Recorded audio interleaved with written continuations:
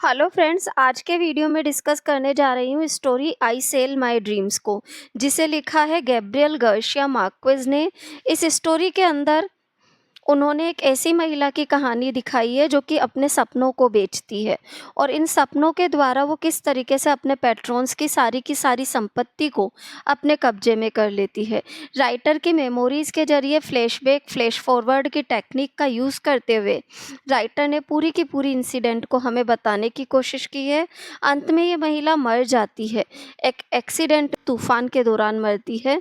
तूफान के दौरान उसकी कार एक दीवार में धंस जाती है और वो वहीं मर जाती है।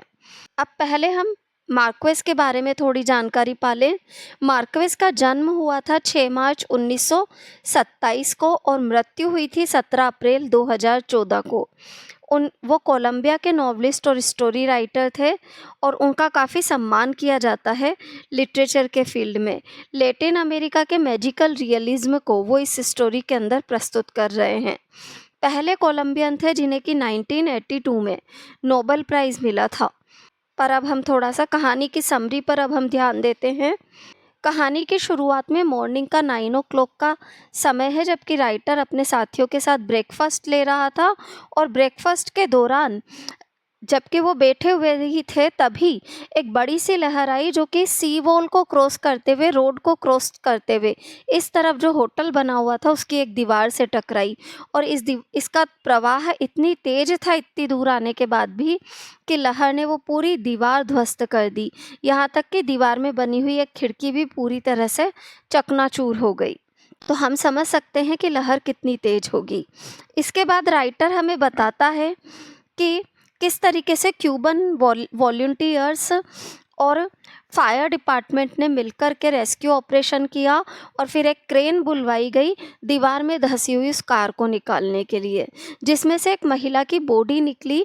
ये खबर अखबार में आती है कि एक महिला की बॉडी निकली जिसके हाथ में स्नेक शेप रिंग थी और ऑथर को याद आता है कि वो उस महिला से कैसे मिला था। 34 साल पहले किस प्रकार से उनकी पहली मुलाकात हुई थी, ये हमारे ऑथर को याद आता है। हालांकि उसे भी उसका वास्तविक नाम नहीं पता है। वह 34 साल पहले वियना में इस महिला मिला था, एक सराय में जहाँ पर कि लैटिन अमेरिकन स्टूडेंट्स इकट्ठे हुआ करते थे। उसके हाथ में तब भी वो स्नेक शेप रिंग हुआ करती थी। ऑस्ट्रिया में वॉर के दौरान वो कोलंबिया से आई थी और उम्र लगभग 30 वर्ष थी उस समय, जबकि राइटर उससे पहली बार मिला था। पर उसकी उम्र जितनी थी उससे ज़्यादा दिखती थी वह, परंतु एक चार्मिंग ह्यूमन बीइंग थी। ये सारी जानकारी राइटर हमें देने के बाद वियना के बारे में बताता है कि वियना एक इम्पीरियल सिटी है जहाँ पर कि ब्लैक मार्केटिंग और इंटरनेशनल एस्पियोनेज होती है। वो क्योंकि अपना नाम नहीं बताती थी तो अक्सर कर राइटर और उसके जो मित्र हुआ करते थे वो सब उसे जर्मनिक टंग ट्विस्टर के आधार पर क्या कहा करते थे, प्रोफ्रिडा। जब नरेटर उससे पूछा कि वह इस अलग दुनिया में आ कैसे गई तो उसने उत्तर दिया कि आई सेल माय ड्रीम्स। फिर राइटर को उसके बारे में पूरी जानकारी होती है कि वह अपने माता पिता के 11 संतानों में से तीसरी थी।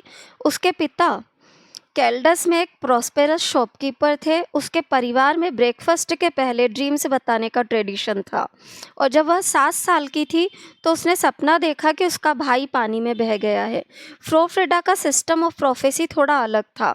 उसने अपनी माँ को अपने भाई को मीठा न खाने देने के लिए कहा, परंतु क्योंकि 5 साल का बच्चा काफ़ी छोटा था इन चीज़ों को समझने में, तो उसने चोरी से मिठाई खा ली और मिठाई में कैरेमल का जो टुकड़ा था वो उसके गले में अटक गया और बच्चा मर गया। वियना की तेज़ सर्दियों के दौरान जब मुसीबतें बढ़ी तो उसने जो घर उसे सबसे पसंद आया उस घर में ही काम मांगा और जब उससे पूछा गया कि वो क्या कर सकती है तो उसने बताया कि वो सपने देखती है और इस प्रकार से उसे 3 टाइम का भोजन और सपने बताने का काम मिल गया। वो प्रतिदिन सुबह ब्रेकफास्ट के टाइम पर परिवार के लिए सपने बताती देख करके और परिवार उनके अनुसार चलने लगा। इस परिवार का मुखिया एक फाइनेंशियर था, माँ म्यूजिक लवर थी। इसके अलावा 2 बच्चियाँ थीं। धीरे धीरे फ्रोफ्रिडा के प्रेडिक्शंस ही इस परिवार की एकमात्र गाइडेंस हो जाते हैं। परिवार का मुखिया इसी समय के दौरान मर जाता है और मरने के पहले वो अपनी वसीयत में ये लिख जाता है कि फ्रोफ्रिडा को भी उसकी वसीयत में हिस्सा मिलेगा, परंतु शर्त यह है कि वो कंटिन्यूअसली परिवार के लिए ड्रीम्स देखती रहेगी। फ्रोफ्रिडा अक्सर कर वियना के इन स्टूडेंट्स से मिला करती थी।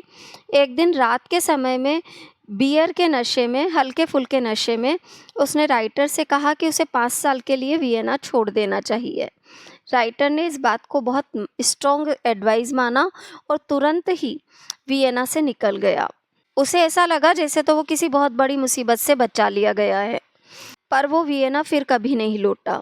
इसके पूरा 13 साल बीत गए थे इस घटना को वियना में जब उसने कहा था लेडी ने। इसके बाद पूरे 13 साल बाद राइटर की मुलाकात उससे हुई बार्सिलोना में, जहाँ पर कि वो पेब्लो नेरूदा को वेलकम करने के लिए समुद्र के किनारे खड़ा हुआ था। पेब्लो नेरूदा वोल्प्रेसो की यात्रा पर जा रहा था और जहाज स्पेन में रेस्ट के हिसाब से कुछ समय का ब्रेक लेकर के रुका था। पेब्लो नेरूदा ने उस दिन पूरा दिन राइटर के साथ book stores, second hand book stores में सर्च करते हुए ख़त्म किया, जबकि वहाँ पर उसने पूरी अपने 2 महीने की जो तनख्वाह थी, वो रंगून काउंसलेट की जो उसकी तनख्वाह थी, वो पूरी की पूरी किताबें खरीदने में लगा दी थी। ये चीज़ भी ध्यान रखिएगा। फिर वो हमें नेरूदा की पर्सनैलिटी के बारे में बताता है डिटेल में। राइटर हमें कहता है कि वो भीड़ में एक इनवैलिड एलिफेंट की तरह चलता था। उसे बच्चों की जैसी क्यूरियोसिटी थी, हर चीज़ को गौर से देखता था। वो फिर उसे कंपेयर करता है रेनेसा पोप से। कहता है बड़ा पेटू था और खाते वक्त अपने सारे कपड़े गंदे कर लिया करता था, जिसके कारण उसकी पत्नी उसे नाइयों के द्वारा यूज़ किया जाने वाला बड़ा बिब बांध दिया करती थी जब वो खाना खा रहा हो। भोजन के दौरान उसने नरेटर से कहा कि उसके पीछे कोई बैठा है जो लगातार उसे देख रहा है। जब नरेटर ने भी इस बात पर ध्यान दिया तो उसने पाया कि पीछे कोई महिला है जो कि उसे देख रही है, और ये महिला कोई और नहीं, फ्रोफ्रिडा थी। राइटर ने फिर उन दोनों की मुलाकात करवाई और नेरूदा को उसकी ड्रीमिंग एबिलिटी के बारे में भी जानकारी दी। हालांकि नेरूदा ने कोई खास इंटरेस्ट नहीं लिया। उसने केवल इतना कहा कि मैं किसी भी चीज़ को विश्वसनीय नहीं मानता, मैं तो केवल पोइट्री को विश्वसनीय मानता हूँ। इसके बाद के दृश्य वे सब वॉक पर चले जाते हैं तो नरेटर उससे पुरानी बातों को याद करने के लिए पीछे ही रह जाता है और फिर वो उससे बातें करना शुरू करता है। लेडी से बातें करते करते राइटर को समझ में आ जाता है कि इस लेडी ने धीरे धीरे करके ड्रीम बाय ड्रीम वियनीज जो पैट्रोन थे उनकी सारी संपत्ति को अपने अधिकार में ले लिया था। वो राइटर, हालांकि वो ऐसा नहीं कहती है, परंतु उसकी बातों से ये स्पष्ट हो जाता है। उसने ऑथर को बताया था कि उसने ऑस्ट्रिया की अपनी प्रॉपर्टी सेल कर दी है और अभी वो पोर्तुगल अपोर्टो में रह रही है। इस बात पर भी आश्चर्य राइटर को हुआ नहीं कि वो उसने ड्रीम बाय ड्रीम अपने वियनीज जो पैट्रोन थे उनकी सारी संपत्ति अपने कब्जे में ले ली थी। हालांकि राइटर के मन में भी ये बात काफ़ी टाइम से थी और जब उसने डायरेक्ट ये बात फ्रोफ्रिडा को कही तो फ्रोफ्रिडा ने केवल हंस दी, कोई जवाब नहीं दिया और नरेटर से कहा कि अब वो वियना वापस लौट सकता है। तब राइटर ने कहा वो कभी नहीं जाएगा।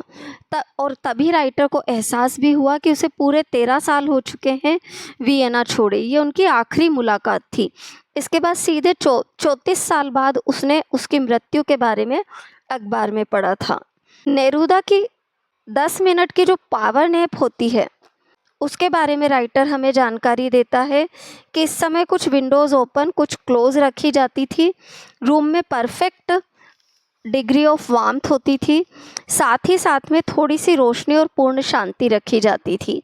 10 मिनट के अंदर ही वो उठ कर के आ गया और उठ कर के आने पर उसने राइटर से कहा कि उसने उस महिला के बारे में सपना देखा जो कि सपने देखती है। और राइटर जब किनारे पर नेरूदा को छोड़ने जाता है और समुद्र के किनारे पर फ्रोफ्रिडा से मिलता है तो फ्रोफ्रिडा भी उसे कुछ इसी प्रकार की खबर देती है कि उसने सपने में नेरूदा को देखा जो कि उसके बारे में सपने देख रहा था। जब राइटर आश्चर्य से उसकी ओर देखने लगा तो उसने कहा कि कभी कभी उसके सपने बेकार या अर्थहीन निकलते हैं। इसको वो कभी इसके बाद वो उससे कभी नहीं मिला। पूरे 34 साल बाद हवाना के इस इंसिडेंट में उसकी मृत्यु के बारे में उसे पता चला, जो कि हवाना सी स्टॉर्म से हुई थी। पोर्तुगीज़ एम्बेसडर से इस महिला के बारे में एक डिप्लोमेटिक रिसेप्शन में मुलाकात के दौरान पूछा तो पोर्तुगीज़ एम्बेसडर ने बड़े जोश के साथ जवाब दिए और राइटर को ये सलाह भी दी कि वो उसके बारे में ज़रूर कुछ लिखे या कोई स्टोरी लिखे। वो एक बहुत ही आकर्षक और अत्यधिक ऊर्जावान महिला थी। जब नैरेटर उससे पूछता है कि वो क्या करती थी, तो एम्बेसडर जवाब देता है, शी ड्रीम्ड। यहाँ पर कहानी ख़त्म होती है और हमें कहीं ना कहीं थोड़ा सा कन्फ्यूज़न में छोड़ दिया जाता है। एक तरफ तो हमारा मन इस बात को मान नहीं रहा है कि ड्रीम्स कभी इतने सच्चे हो सकते हैं कि वो किसी की आजीविका का माध्यम बन जाए। साथ ही साथ कुछ हिंट्स हमें ऐसे मिलते हैं जिनसे हमें लगता है कि वो केवल मात्र उसके लिए आजीविका कमाने का तरीका थे, पर कहीं कहीं पर हमें ऐसा भी लगता है कि नहीं, उसके ड्रीम्स आजीविका कमाने का माध्यम नहीं थे, बल्कि उसके ड्रीम्स बिल्कुल सच्चे थे। तो इस तरीके के कई सवाल स्टोरी हमारे दिमाग में छोड़ जाती है। इसके बाद भी अगर वीडियो को लेकर के कोई भी कन्फ्यूज़न हो तो कमेंट बॉक्स में कमेंट डालिए। वीडियो अच्छा लगा हो तो चैनल को लाइक, सब्सक्राइब और शेयर ज़रूर करें। Thank you everyone.